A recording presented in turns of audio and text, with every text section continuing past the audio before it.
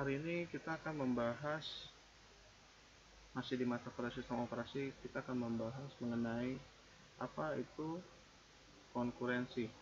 Ya, konkurensi pada sistem operasi. Apa sih konkurensi itu? Ya, jadi konkurensi merupakan landasan umum, landasan umum pada sebuah perancangan sistem operasi. Apa yang dimaksud dengan landasan umum pada sebuah rancangan sistem operasi? Ya, jadi proses-proses disebut konkuren. Ya, proses-proses disebut konkuren jika proses berada pada saat yang sama. Ya, dikatakan sebagai landasan umum sistem operasi karena menciptakan suatu proses operasi, ya, dan harus menjalankan proses tersebut di waktu yang sama. Ya, jadi prosesnya banyak dikerjakan dalam waktu yang sama. Itu yang disebut dengan konkuren. Tetapi permasalahan yang timbul ketika konkuren, ya, jadi pada proses konkuren pada saat yang bersamaan itu banyak masalah-masalah yang timbul. Yang pertama ada yang namanya mutual exclusion. Yang kedua ada yang namanya sinkronisasi. Kemudian yang ketiga ada yang namanya deadlock. Yang keempat ada yang namanya starvation. Ya. Jadi ada 4 masalah yang biasanya akan muncul ketika proses konkuren sedang berjalan. Ya, yang pertama ada mutual exclusion, yang kedua sinkronisasi, yang ketiga deadlock, yang keempat starvation. Ya, dimana materi 4 poin ini nanti akan dijelaskan lebih detailnya, lebih rincinya pada pertemuan-pertemuan berikutnya. Ya, jadi prinsip-prinsip pada konkurensi. Ya, yang pertama, konkurensi akan mengalokasikan waktu pemroses untuk proses-proses yang sedang berjalan. Ya, karena dia di waktu yang bersamaan, ya, di waktu bersamaan, maka konkurensi ini akan mengalokasikan waktu untuk proses-proses yang sedang berjalan. Yang kedua, akan adanya pemakaian bersama dan persaingan untuk mendapatkan sumber daya. Jadi sumber daya yang dimaksud ini sumber daya yang akan digunakan pada saat pemrosesan. Jadi misalnya ada pemrosesan A, B, C dan dikerjakan secara bersamaan, maka konkurensi ini berperan penting dalam membagi sumber daya yang akan digunakan pada setiap proses-prosesnya. Terus yang ketiga ada komunikasi antar proses yang terjadi ketika proses-proses konkurensi terjadi. Ya, jadi ketika misalnya sumber daya A itu sudah digunakan sama proses P1, berarti ketika proses P2 ingin menggunakan sumber daya A, maka akan mendapat notifikasi atau pemberitahuan dalam sebuah sistem operasi bahwa sumber daya tersebut sedang digunakan oleh proses 1. Ya, itu komunikasi antar prosesnya. Yang keempat ada sinkronisasi aktivitas banyak proses. Ya, karena di waktu yang bersamaan, maka akan terjadi sinkronisasi aktivitas yang terjadi pada sistem operasi itu dalam banyak yang proses. Terus yang pertama, alokasi untuk pemroses prosesan. Ya, kita bahas dulu. Ya, jadi dalam prinsip tadi ada yang pertama ada alokasi waktu pemroses untuk proses-prosesnya. Hal ini berkaitan dengan penjadwalan proses pada suatu sistem operasi. Ya, jadi dalam mengalokasikan waktu yang sebelumnya kita bahas, itu ada yang namanya mengalokasikan penjadwalan. Ya, dimana nanti ada beberapa algoritma itu yang sudah kita pelajari apa yang menjadi prioritasnya, yang mana yang akan dikerjakan terlebih dahulu pada proses yang akan dijalankan. Ya, penjadwalan proses merupakan kumpulan kebijakan dan mekanisme dalam sistem operasi yang berkaitan dengan urutan kerja yang akan dilakukan. Ya, jadi penjadwalan itu dia akan menentukan urutan atau antrian, ya, ready queue, yang mana sih yang proses yang akan dikerjakan terlebih dahulu. Ya, ini case-nya dalam waktu yang bersamaan. Nah, jadi penjadwalan proses ini bertugas untuk mengatur, ya, jadi penjadwalan proses untuk mengatur proses mana yang harus berjalan dan berapa lama. Ya, makanya kemarin kita belajar ada yang namanya turnaround time, waiting time, dan response time. Ya, jadi penjadwalan proses itu akan bertugas mengatur proses mana yang harus berjalan dan kapan, dan serta berapa lama proses tersebut akan dijalankan sampai dengan proses tersebut selesai. Yang kedua, prinsipnya pemakaian bersama dan persaingan untuk mendapatkan sumber daya. Apa sih maksudnya? Ya, dalam hal ini sebuah sistem operasi harus bisa mengatur pemakaian sumber daya saat terjadi konkurensi. Ya, karena konkurensi ini sebuah sistem operasi yang harus dijalankan secara bersamaan, maka pembagian sumber daya ini menjadi sesuatu yang penting. Ya, jadi sumber daya yang ada jumlahnya terbatas sehingga pada saat banyak proses berjalan, sistem operasi harus dapat mengalokasikan sumber daya tersebut agar tidak terjadi starvation. Apa sih starvation? Ya, kita bahas sedikit. Starvation itu proses yang sudah masuk antrian tetapi proses tersebut tidak dilakukan atau tidak dijalankan, itu starvation. Kenapa? Ya mungkin tidak terbaginya sumber daya pada saat proses tersebut mau dijalankan. Ya. Jadi selain itu terdapat juga sumber daya yang tidak bersifat shareable, ya, atau tidak dapat digunakan secara bersamaan. Ya. Kemudian poin yang ketiga, komunikasi antar proses. Apa sih? Untuk mengatur kegiatan proses yang berjalan bersamaan, mereka harus saling berkomunikasi, di mana proses-proses yang ingin dikomunikasikan harus memiliki sebuah cara untuk berkomunikasi satu dengan yang lainnya. Yang keempat, ya, ada sinkronisasi aktivitas banyak proses. Jadi sinkronisasi aktivitas banyak proses ini mencakup poin 1, 2, dan 3, ya. Alokasi, ya, pembagian sumber daya, sama komunikasi antar proses. Nah, sinkronisasi aktivitas banyak proses inilah yang mencakup ketiga hal tersebut. Ya, jadi untuk terjadi sinkronisasi antar proses-proses yang berjalan diperlukan komunikasi antar proses yang berjalan. Ya, jadi sistem proses-proses berkomunikasi, sistem akan dapat membagi sumber daya yang baik, ya, melalui apa? Sinkronisasinya.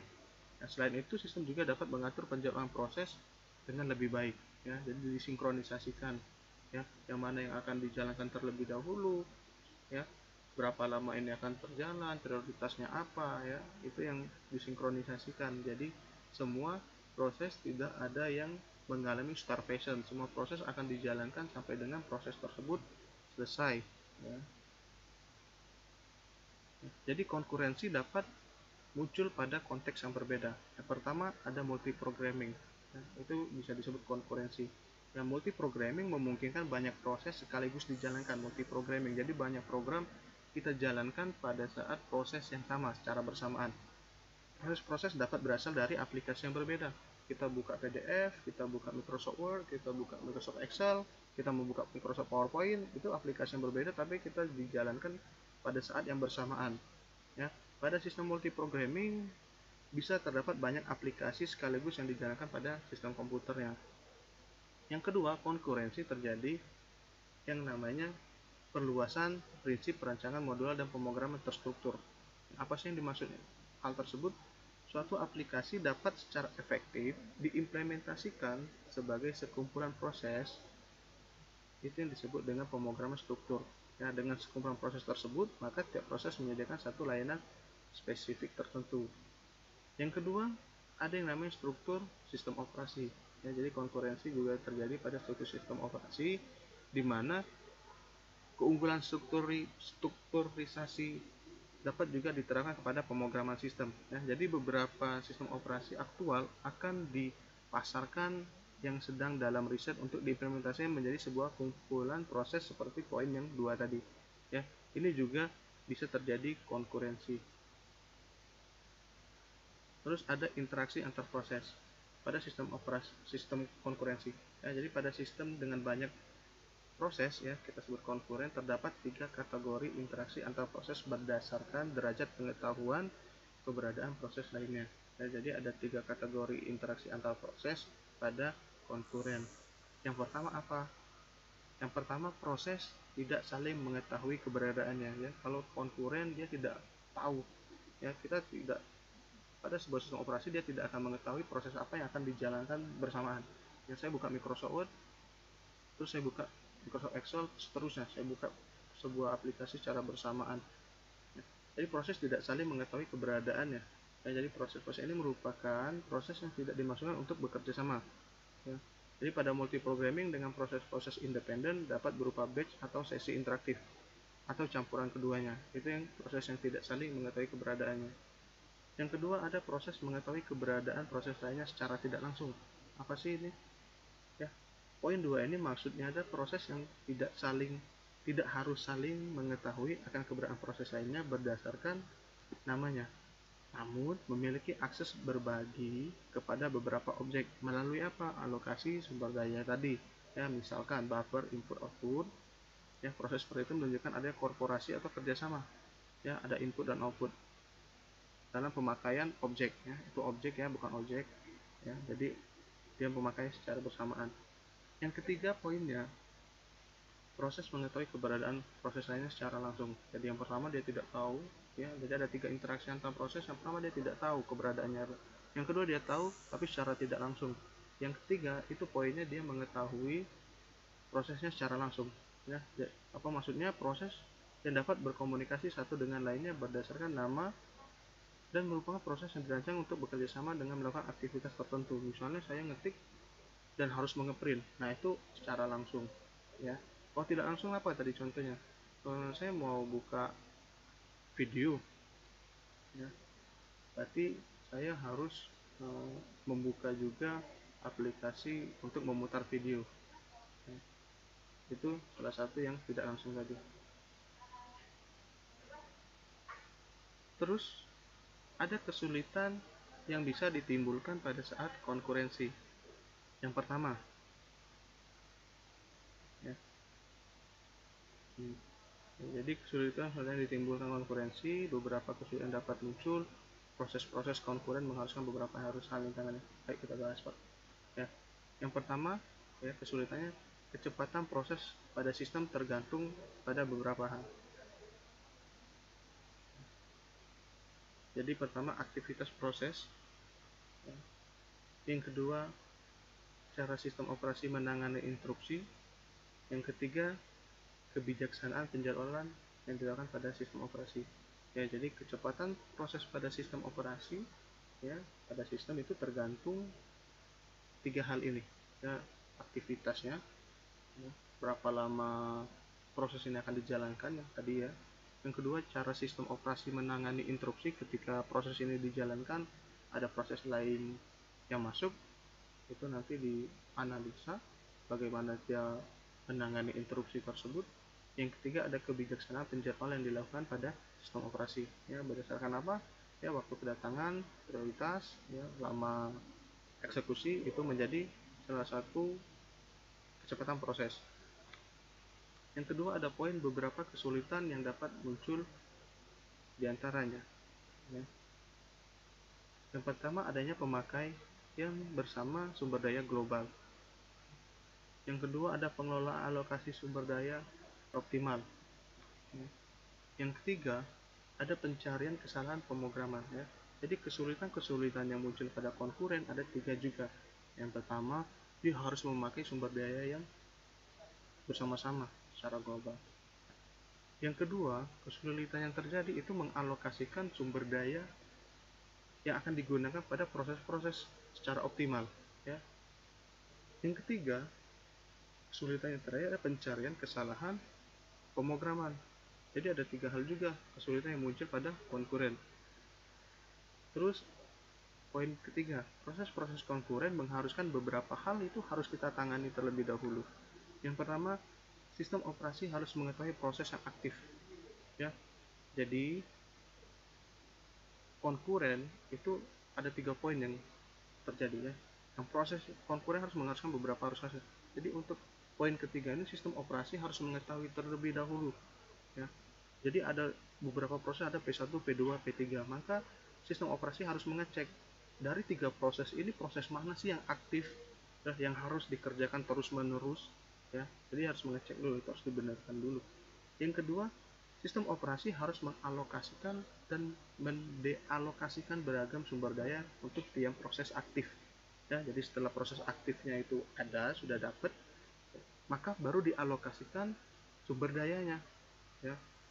Ketika alokasi itu terjadi ternyata prosesnya non aktif, maka akan langsung dealokasikan sumber daya tersebut ke proses yang aktif. Itu harus juga ditangani terlebih dahulu. Yang ketiga poinnya, sistem operasi harus memproteksi data yang harus melindungi data dan sumber daya fisik masing-masing. Dari siapa? Dari gangguan-gangguan proses ya, gangguan-gangguan proses itu gangguan yang dari luar. Yang terakhir poinnya, hasil-hasil proses harus independen terhadap kecepatan relatif proses-proses ya. Proses-proses lainnya di mana eksekusi dilakukan. Jadi lama eksekusinya sebuah proses itu seperti yang penjadwalan yang sudah kita bahas di pertemuan sebelumnya. Jadi ada pokok penyelesaian masalah pada konkuren. Yang pertama, ada yang namanya mengasumsikan adanya memori yang digunakan secara bersamaan. Jadi jangan heran kenapa kita butuh memori yang besar, ya, karena pada saat ini kita sering menjalankan banyak program di waktu yang bersamaan. Ya, jadi kita harus mengasumsikan adanya memori yang digunakan secara bersamaan. Supaya apa? Supaya proses-proses tersebut kinerjanya lebih optimal, kinerjanya lebih efektif, yang pastinya itu kinerjanya lebih cepat. Yang kedua, tidak mengasumsikan adanya memori yang digunakan bersamaan. Ya, jadi yang pertama itu kita harus mengasumsikan memorinya. Yang kedua, kita tidak mengasumsikan. Yang terjadi apa? Ya, tetap prosesnya tetap bisa berjalan, ya, tapi mungkin tidak akan seefektif ketika kita poin satu tadi. Ya. Nah, jadi itulah materi konkurensi pada sistem operasi pada pertemuan hari ini. Jika ada pertanyaan, kita bisa lakukan pada forum-forum atau bisa komen langsung di video yang saya buat. Terima kasih.